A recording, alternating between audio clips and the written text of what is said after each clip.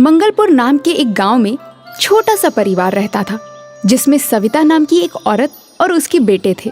अपने पति के अचानक मृत्यु के बाद घर का सारा भार सविता पर ही आ गया था।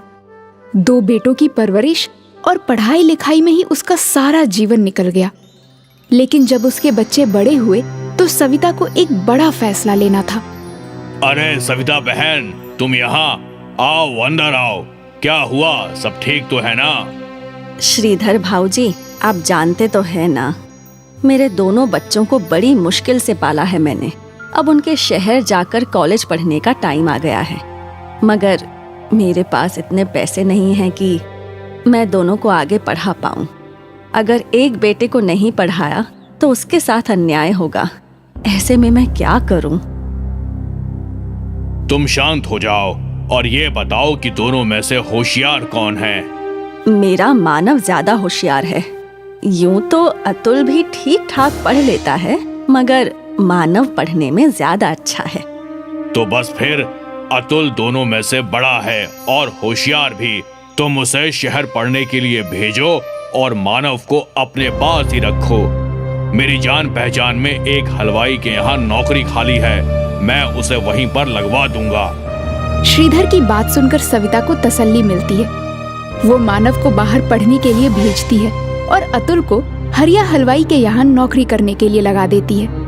अतुल को ना पढ़ पाने का अफसोस तो बहुत था, मगर अपने घर के हालात भली भांति जानता था, इसलिए उसने आगे पढ़ने की बिल्कुल भी जिद नहीं की। दिन ऐसे ही बीतता रहा और 3 साल बाद मानव को एक बड़े फूड चेन में सीनियर मैनेजर की नौकरी मिल जाती है। माँ, ये लो मिठाई खाओ। मेरी प्लेसमेंट एक बड़ी फूड चेन में मैनेजर के लिए हो गई है। किसमें हो गई है? फूड क्या? फूड चेन में माँ। जब कोई आदमी अपने होटल्स अलग अलग शहर में खोल लेता है, उसको फूड चेन कहते हैं, है ना भैया? बिल्कुल सही कहा रे तूने। 5 स्टार रेस्टोरेंट में माँ, बहुत अच्छी तनख्वाह मिलेगी। धीरे धीरे हम सब शहर में ही शिफ्ट हो जाएंगे। थोड़े महीनों में मानव का प्रमोशन जूनियर से सीनियर लेवल पर हो जाता है और वो अतुल और सविता को शहर ले जाता है।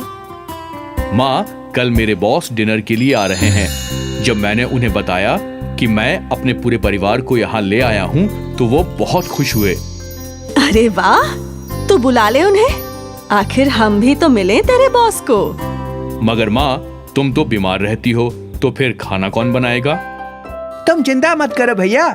जब तुम पढ़ रहे थे, मैंने हरिया हलवाई के नीचे बहुत काम सीख लिया है। तुम देखना, ऐसे खाना बनाऊंगा कि खाने के साथ उंगलियां भी चट कर जाएंगे। मगर एक बात का ध्यान रखना अतुल, बॉस 5 स्टार रेस्टोरेंट के मालिक हैं। खाना उसी के हिसाब से होना चाहिए। आप ये सब बातों की जरा भी टेंशन ना लो भैया, बस काम पे ध्यान दो। देखना, खाना खाते ही आपकी डबल प्रमोशन पक्की। कहते ही सब खिलखिला उठे। अगले दिन अतुल खूब मन लगाकर बहुत सारे स्वादिष्ट व्यंजन बनाता है। भैया, लगता है आपके बॉस आ गए हैं। मैं दरवाजा खोलता हूँ।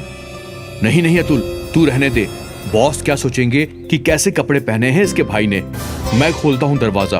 और सुन, तू अंदर ही रहना, ज्यादा बाहर निकलने की जरूरत नहीं है। अतुल ये सुनकर बहुत उदास हो जाता है और बिना कुछ कहे अंदर जाकर डाइनिंग टेबल सजाने लगता है। आइए सर, आइए। खमा खड़ी अतुल। घड़ी कम्मा सर, प्लीज बैठिए। वाह अतुल, थारा घर तो घना फूटरा से। थारा अम्मा और भाई कहाँ से? मैं अभी मिलवाता हूँ सर। माँ, ओ माँ, बॉस आए हैं। नमस्ते भाई साहब, कैसे हैं आप? यहाँ मानव, उसकी माँ और उसके बॉस एक दूसरे से बातें कर रहे थे और वहाँ अतुल खाने की तैयारी में लगा था। थोड़ी देर बाद वो सब डाइनिंग टेबल पर डिनर करने आए। टेबल को सजा हुआ देखकर अतुल का बॉस बहुत खुश होता है। एक साइड फॉर्क, दूसरी साइड नाइफ और स्पून, टिश्यू, टेबल क्लॉथ, सब कुछ एकदम परफेक्ट था। I hope you like the food sir. It's amazing. किसने बनाया है? जी, मेरे छोटे बेटे ने, अतुल। अरे मानव, अतुल घर पे ही है। अब तक तूने मुझे मिलवाया नहीं उससे। वो सर, वो खाना बनाने में बिजी था ना, इसलिए। अतुल, अतुल बेटा, इधर तो आ जरा। अतुल हिचकिचाता हुआ बाहर आता है। वाह बेटा, खूब चोखा खाना बनाया है थाने तो। कहीं से कुकिंग का कोर्स किया है क्या? नहीं सर, ये तो हमारे गांव में एक छोटे हलवाई के यहाँ नौकर था, इसलिए थोड़ा बहुत बना लेता है। अपने भाई के मुंह से ये सुनकर अतुल फिर से दुखी हो जाता है और खाना खाने के लिए बैठ जाता है। जाने से पहले अतुल के बॉस मानव को एक ऑफर देते हैं। खाना खा के मजा आ गया। ना ही सिर्फ खाना मगर टेबल एटिकेट्स का भी पूरा ख्याल रखा था अतुल ने। सुनीता जी, अगर आप बुरा ना माने तो एक बात कहना चाहूंगा। आपका बेटा बहुत टैलेंटेड है, हमें एक नए शेफ की जरूरत है, तो क्या अतुल वहाँ हेड शेफ की नौकरी करना पसंद करेगा? मगर सर, अतुल ने कोई फॉर्मल डिग्री नहीं ली है इसमें तो। ये तो ऐसे ही बस थोड़ा बहुत कर लेता है।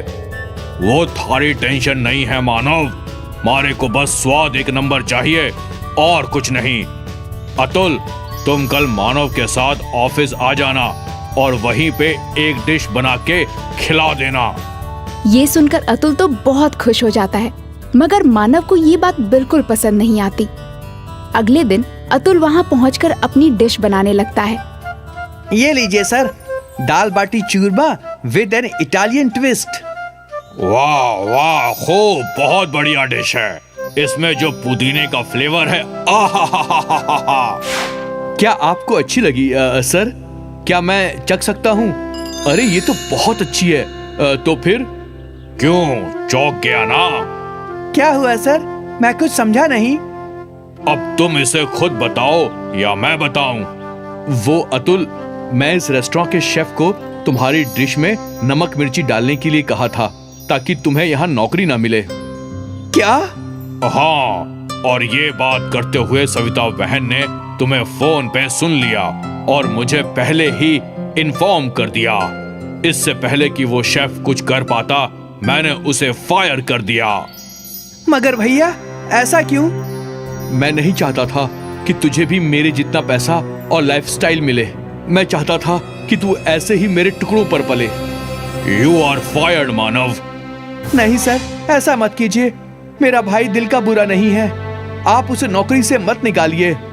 देखा मानव, तूने क्या कुछ किया, मगर फिर भी अतुल थारे से कितना प्यार करे है।